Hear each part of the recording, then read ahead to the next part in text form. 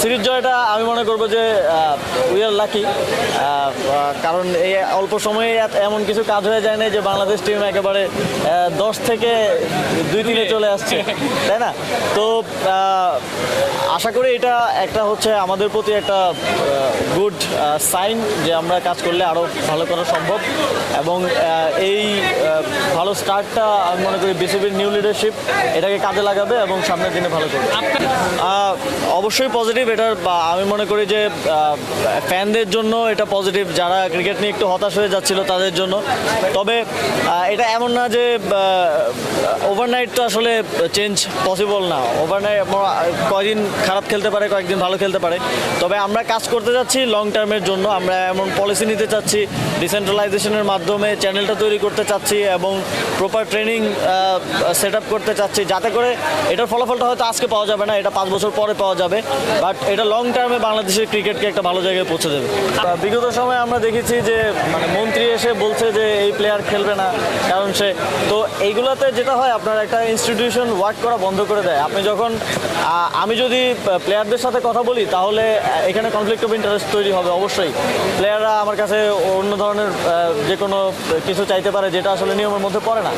তো সেই জায়গা থেকে আমার মনে হয় প্রফেশনালি হ্যান্ডেল করা উচিত।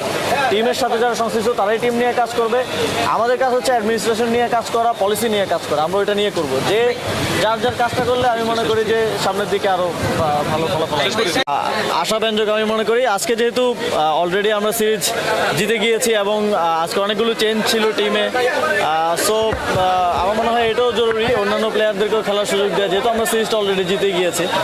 তো আশা করি সামনের দিনেও বাংলাদেশ জাতীয় দলের এই সফলতা অব্যাহত থাকবে। ট্রানজিশন পিরিয়ডটা কখনোই আসলে কোনো দলের জন্যই ভালো হয় না। কোনো একটা দল যদি দীর্ঘদিন একটা সেট আপে খেলে, সেটা যে দলই হোক, আবার নতুন করে যখন ট্রানজিশন হয় তখন একটু আপনারা জানেন যে টার্মোয়েল যায়, কিছু খেলা খারাপ যায়। তবে আমি মনে করি যে এই টিমের সম্ভাবনা আছে এবং হার্ডওয়ার্কের মাধ্যমে এবং বিসিবির কাজের মাধ্যমে আমি মনে করি এই টিম লং টার্মে বাংলাদেশকে ভালো কিছু দেবে। আপনার মহসিন নাকভির সঙ্গে কথা হয়েছিল, গতকাল বৈঠক হয়েছিল, আজকেও আপনারা একসঙ্গে কথা বললেন। বাংলাদেশের ক্রিকেট উন্নয়নে আসলে আপনার এবং তার সঙ্গে কী ধরনের কথা হয়েছে? আমরা আমাদের এক্সপিরিয়েন্স এবং এক্সপার্টিস শেয়ার করব। যেখানে বাংলাদেশ ভালো সেখানে পাকিস্তান সেটা নিয়ে উপকৃত হতে পারে, যেখানে পাকিস্তান ভালো সেখানে আমরা তাদের থেকে সেটা নিয়েও উপকৃত হতে পারি। এছাড়াও আরও অন্যান্য বিষয়ে আলোচনা হয়েছে। পাকিস্তানের সাথে বাংলাদেশের ওভারঅল সম্পর্ক এবং কোলাবোরেশনের ব্যাপারে আলোচনা হয়েছে। আর স্পোর্টসের ব্যাপারে এই যে এসিসি মিটিংটা হলো, এটার ব্যাপারে পাকিস্তান ক্রিকেট বোর্ড অনেক সহযোগিতা করেছে এবং আপনারা জানেন যে প্রায় সবগুলো দেশের অংশগ্রহণে একটা সফল এসিসি এজিএম মিটিং বাংলাদেশে ঢাকায় হয়েছে প্রথমবারের মতো। তো আশা করি এটা অব্যাহত থাকবে এবং এই রিজিওনাল যেই বোঝাপড়া এবং সম্পর্কের মাধ্যমে আমরা মনে করি যে ক্রিকেটেও সামনে ভালো উন্নতি হবে এবং ক্রিকেটের মাধ্যমে রিজিওনাল সম্পর্কটা বোথ পলিটিক্যাল এবং কান্ট্রি টু কান্ট্রি সম্পর্কটা সামনের দিনে আরও লেভারেজ পাবে। বাংলাদেশ প্রথমবারের মতো আয়োজন করেছে এবং সফলভাবে আয়োজন করেছে।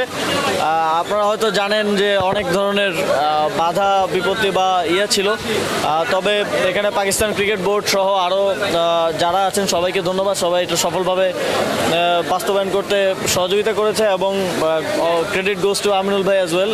উনি অনেক পরিশ্রম করে এটা সফল করেছেন। যেহেতু বাংলাদেশ তো এসিসির প্রেসিডেন্ট থাকবে নেক্সট 2 ইয়ার এবং তারপর পাকিস্তান, তো এটা একটা গুড স্টার্ট এর জন্য।